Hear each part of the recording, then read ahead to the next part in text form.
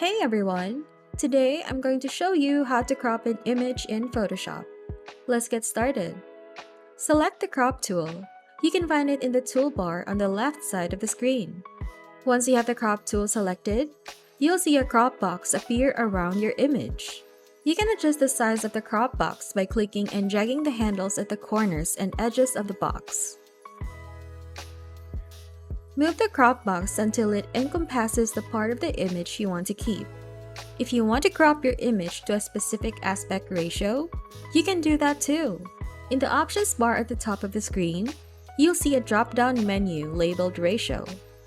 Click on it and choose a preset ratio like 1:1 for a square crop, or enter your own custom dimensions. Once you're happy with your crop, it's time to apply it.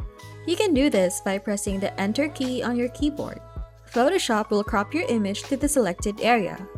And that's it! You've successfully cropped your image in Photoshop. If you found this video useful, please show your support with a like. Your feedback is invaluable to us, so feel free to share your thoughts and suggestions in the comments section below. We're eager to hear from you.